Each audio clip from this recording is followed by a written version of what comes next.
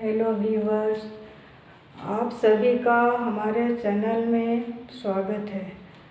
आज हम लोग संज्ञा के भेदों और उनकी परिभाषाओं से परिचित होंगे तथा पहचान करेंगे कि ये कौन सी संज्ञा है।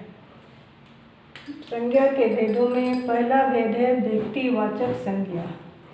परिभाषा बताती है कि जिस संज्ञा शब्द से किसी एक वस्तु, व्यक्ति या स्थान का जानकारी प्राप्त हो, बोध हो, उसे हम क्या कहते हैं?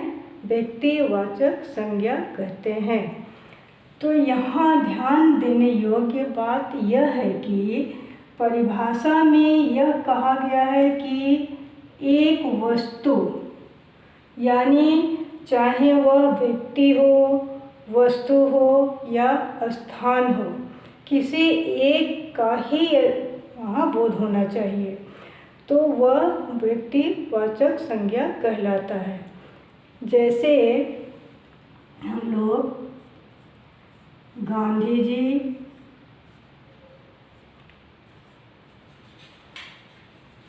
राम, गंगा, काशी,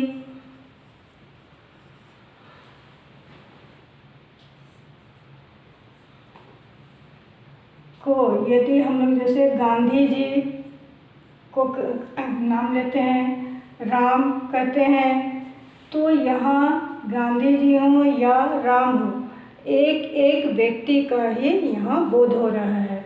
इसी तरह से गंगा नदी है, लेकिन यहाँ केवल गंगा नदी का ही बोध हो रहा है।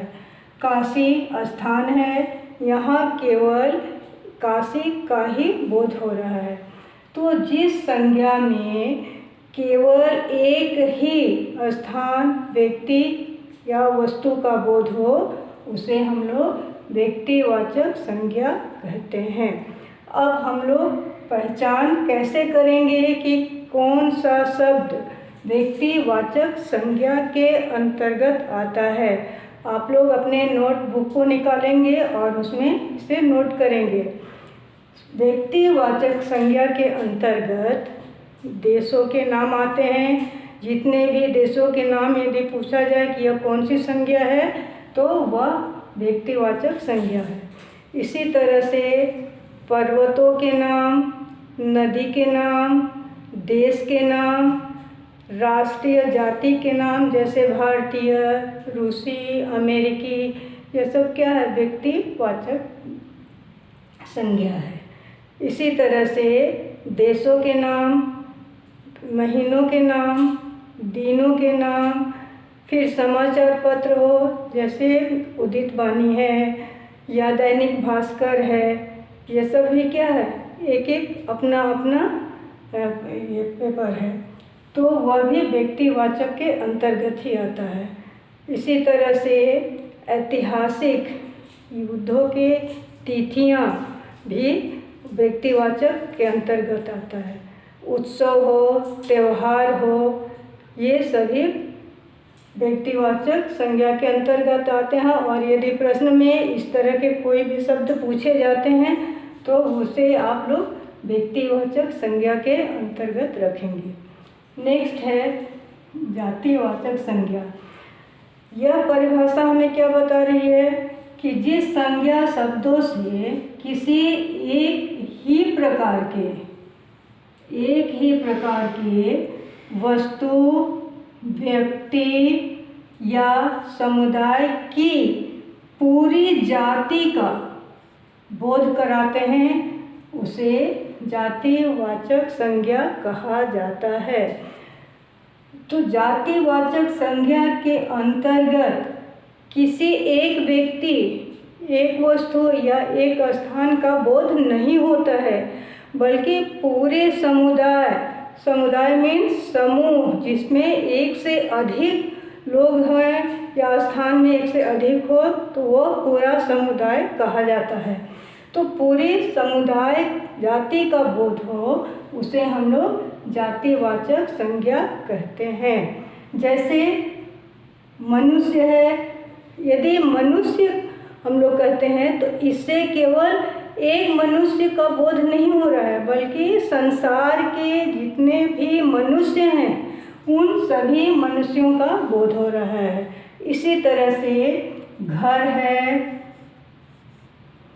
घर से भी केवल एक घर का नहीं बल्कि संसार के सभी घरों का बोध हो रहा है, क्योंकि यह पूरा समुदाय समूह में है। इसी तरह से कक्षा में भी एक स्टूडेंट नहीं है बल्कि बहुत हैं, वो समूह में है। सभा, सम्मेलन,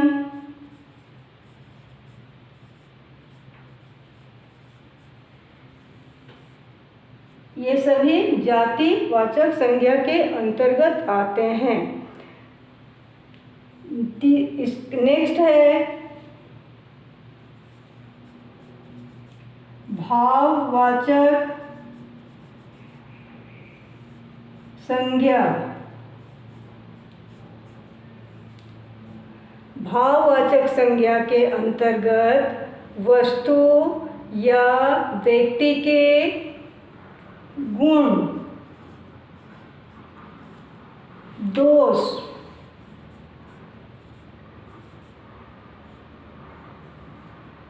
भाव,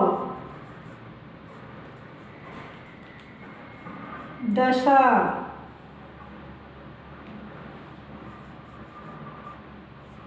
का बोध होता है, उसे भाववाचक संज्ञा कहा जाता है।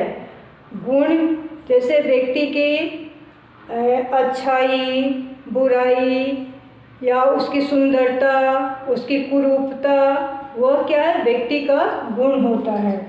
तो व्यक्ति की अच्छाई, बुराई, सुंदरता, कुरूपता, यह क्या है, उसके हाव भाव से हम लोग पता कर पाते हैं, इसलिए वह क्या है, भाववाचक संज्ञा के अंतर्गत आता है।